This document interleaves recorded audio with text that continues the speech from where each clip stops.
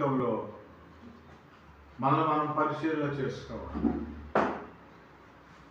మనం ఎప్పటికప్పుడు పరిశీలన చేసుకోవాలి. మన ఆధ్యాత్మిక స్థితి ఎట్లా ఉందని మనం పరిశీలన చేసుకోవాలి. యేసు ప్రభు ఒకసారి అంటాడు పేతురుతో, పేతురు, నా గురించి ఈ జనాలు ఏమనుకుంటున్నారు? ఈ జనాలు నా గురించి ఏమనుకుంటున్నారా అని అడుగుతాడు. అంటే తన గురించి ఈ లోకం ఏమనుకుంటుందో తెలుసుకొని పరీక్షించుకుంటున్నాడు దేవుడు. మనం ఏ పాటలో అండి? 1 కొరింథీయులు 11:28 ఒకసారి చదవండి. 1 కొరింథీయులు 11:28. 1 కొరింథీయులు 11:28. కాబట్టి ప్రతి మనుషుడు తన్ను తాను పరీక్షించుకొనవలెను. ప్రతి మనుషుడు తన్ను తాను పరీక్షించుకొనవలెను. అలాగ చేసి ఆ రొట్టెని తిని ఆ పాత్రలోని త్రాగాలి. అంతే. అక్కడ భోజన విషయంలో, ప్రభురాత్రి బల్ల విషయంలోనే కాదు, ప్రతి విషయంలో కూడా ప్రతి మనుష్యుడు తను తాను పరిశీలించుకోవాలి. నేను ఎలా ఉన్నాను? నేను ఎలా మాట్లాడుతున్నాను? ఒకవేళ దైవ విరుద్ధమైనది ఏమైనా మాట్లాడుతుంటే దేవుని క్షమాపణ అడగాలి. అవ్వా, ఈ క్షణం దాకా నేను చేసిన అపరాధములను, దోషములను, పాపములను క్షమించండి అని మనము పరీక్షించుకోవాలి. తన్నుకు తాను ఎవరంతలో వాళ్ళు పరీక్షించుకోవాలి. ఈ పరీక్ష అనేది ఎన్ని రకాలుగా ఉంటుంది చూడండి. ద్వితీయోపదేశకాండము 13:13, డ్యూటరానమీ 13:13. ద్వితీయోపదేశకాండము 13:13. పనికి మాలిన కొందరు మనుషులు నీ మధ్య లేచి మీరు ఎరుగని ఇతర దేవతలను పూజింతుము రండని. 13:13. పనికి మాలిన కొందరు మనుషులు నీ మధ్య లేచి మీరు ఎరుగని ఇతర దేవతలను పూజింతుము రండని తమను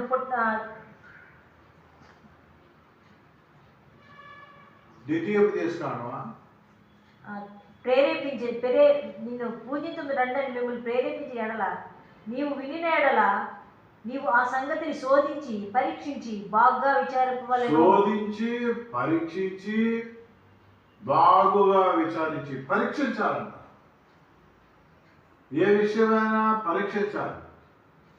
ఇందాకేమన్నాడు? కొరింథీయులు 1 కొరింథీయులు 11:28లో తమ్మును తాము పరీక్షించుకోవాలి.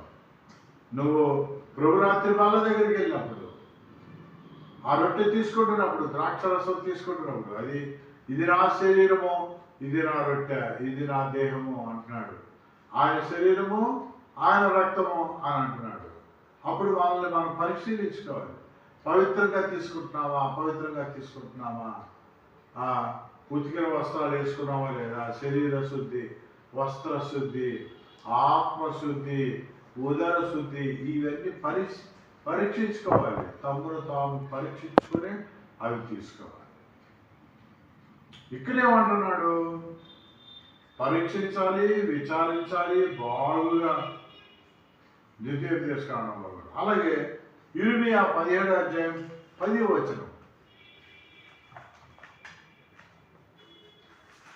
ఇర్మియా 17:10. ఇర్మియా 17:10.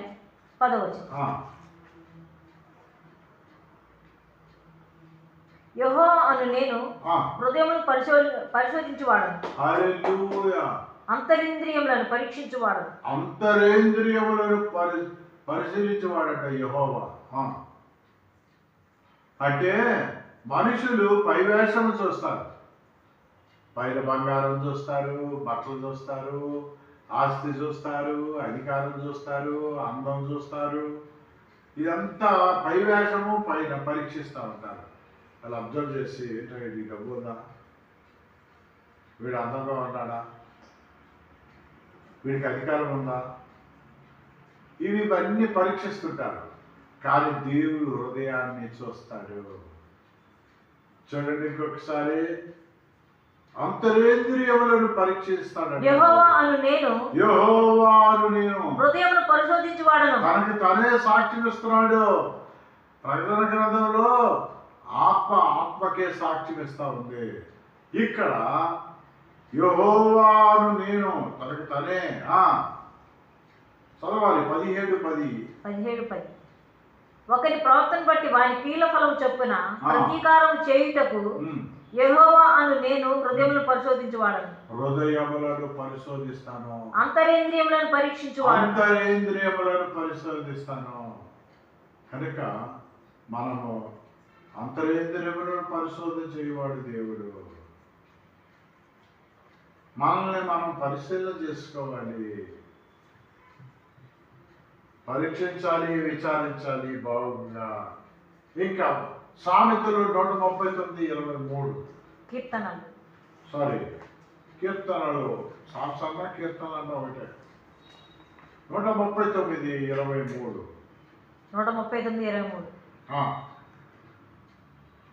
దేవా నన్ను పరిశోధించి హల్లెలూయా నన్ను పరిశోధించి నా హృదయమును తెలుసుకొనుము. నన్ను పరీక్షించి నా ఆలోచనలను తెలుసుకొనుము.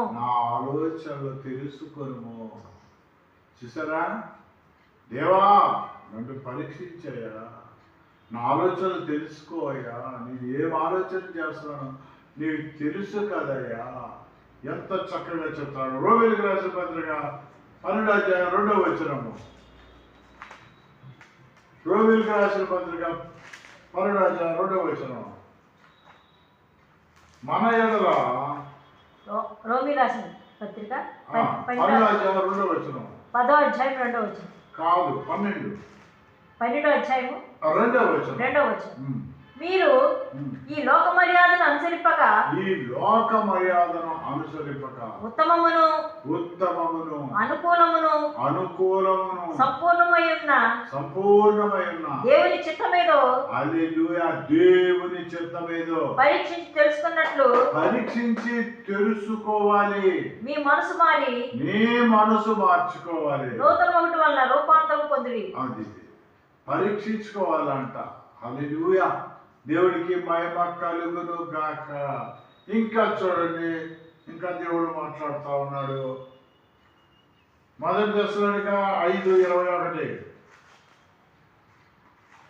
1 దశలోనిక రాసిన పత్రిక 5:27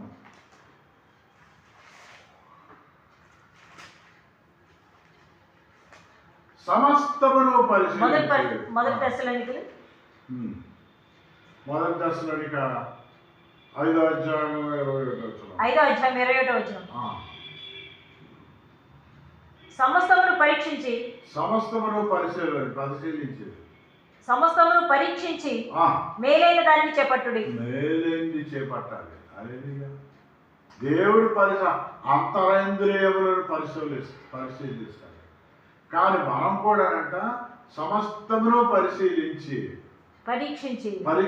మేలైన దాన్ని చేపట్టాలి. ఇప్పుడు ఒక సంబంధం పిల్లకో చెయ్యాలి, ఏది బట్టి అది కాదు కదా. ఇటు 7 తరాలు అటు 7 తరాలు చూస్తారంట, పరీక్షిస్తారంట. అట్లాగే ఒక ఉద్యోగం జాయిన్ అవ్వాలి, అది మంచిదా చెడ్డదా, నాకేమైనా ఇబ్బంది అవుతుందా భవిష్యత్తులో ఆలోచిస్తారు కదా. ఇప్పుడు అందరూ నువ్వు అమెరికా వెళ్ళావు కనుక నేను అమెరికా వెళ్తున్నాను అన్నట్టుగా వెళ్ళటం కాదు. వెళ్ళటం వల్ల ఉపయోగం ఏంటి, దానివల్ల తన జీవితం ఎలాగ ఉంటుంది పరీక్షించాలి. సమస్తము అలా 10 మందిని అడిగి అనేక మందిని అడిగి పరీక్షించి పరిశోధించి మేలైనది చేపట్టాలి. అదే మీరు ట్రైన్ ఎక్కాలనుకోండి, సపోజ్ చదువుకోలేదు ఒక వ్యక్తి, చదువుకోని వ్యక్తి 4-5 అడుగుతాడు, ఏమంటే ఇది వైజాగ్ వెళ్ళే ట్రైన్ అయినా 100 సార్లు 4-5 అడుగుతాడు. అవసరమైతే ఒక్కొక్క 7-8 మందిని ఇంకా కొంతమందిని అడుగుతాడు. కానీ చదువుకున్నాడు నాడు ఓవర్ కాన్ఫిడెన్స్ పోయి ఎవరిని అడగరు, సిగ్గు కూర్చుంటాడు. అది వైజాగ్ వెళ్ళాల్సింది ఈ హైదరాబాద్ ట్రైన్ ఎక్కేస్తాడు. కనుక పరిశీలించాలి, సమస్తమును పరిశీలించి మేలైనది చేపట్టాలి. నువ్వు కరెక్ట్ ట్రైన్ ఎక్కాలి, నువ్వు కరెక్ట్ డెసిషన్ మేకింగ్ తీసుకోవాలి. హల్లెలూయా. 2 కొరింథీయులు 13:5. 2 కొరింథీయులు 13:5. మీరు విశ్వాసం గలవారై ఉన్నారో లేదో మిమ్మల్ని మీరే శోధించుకొని చూసుకొనుడి, మిమ్మల్ని మీరే పరీక్షించుకొనుడి. అదే అక్క, మిమ్మల్ని మీరే పరీక్షించుకోండి.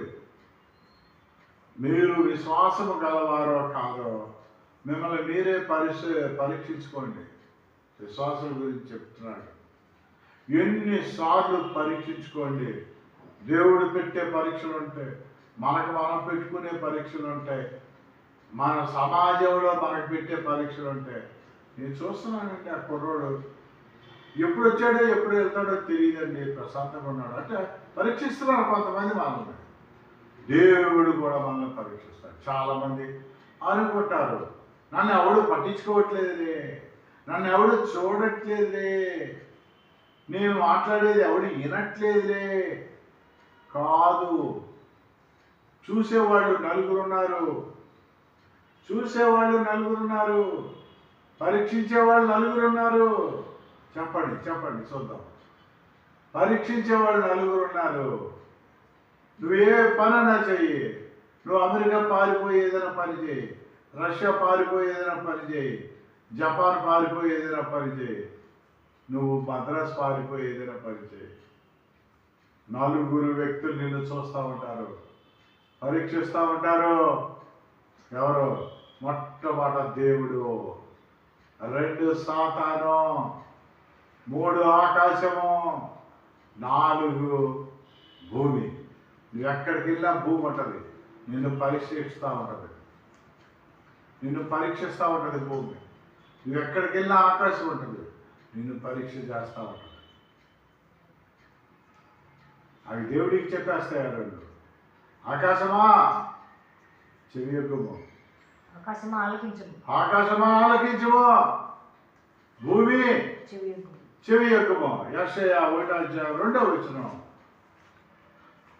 నేను ఇజ్రాయేలు బిడ్డలను కని పెంచి పెద్ద చేశాను, వాళ్ళు తిరగబడ్డారు నా మీద అని అంటున్నాడు. ఆకాశము భూమి 2 వ్యక్తులు చూస్తా యెహోవా ఇలా మాట్లాడుతున్నాడు, ఆకాశమా ఆలకించుము, భూమి చెవియొగ్గుము. నువ్వు చేసే పని అంతా కూడా ఆకాశము భూమి పరీక్షిస్తున్నాయి, చూస్తున్నాయి. నువ్వు చేసే పని అంతా కూడా సాతాను చూస్తూ ఉన్నాడు. నువ్వు చేసే పని అంతా కూడా దేవుడు చూస్తూ ఉన్నాడు. ఆకాశం నుండి నీతివంతుల్ని అనీతివంతుల్ని సమానముగా చూసే దేవుడు, సమానముగా వర్షం కురిపించే దేవుడు. హల్లెలూయా. మరి చివరిగా గలతీయులకు రాసిన పత్రిక 5:4. గలతీయులకు రాసిన పత్రిక 5:4. మీలో ధర్మశాస్త్రం వలన నీతిమంతులని తీర్చబడి వారెవరో వారు క్రీస్తులో నుండి బొత్తుగా వేరు చేయబడి ఉన్నారు, కృపలో నుండి తొలగిపోయి ఉన్నారు. ఏలయనగా మన విశ్వాసం గలవారై నీతి కలుగునను నిరీక్షణ సఫలమగునని ఆత్మ ద్వారా ఎదురు చూస్తున్నాం. యేసుక్రీస్తు నందుండు వారికి సున్నతి పొందుడి అంత ఏమీ లేదు, పొందకపోని వారి అంత ఏమీ లేదు. గలతీయులకు రాసిన పత్రిక 5:4. 6 చూడండి, కొన్ని 5:6 చూడండి.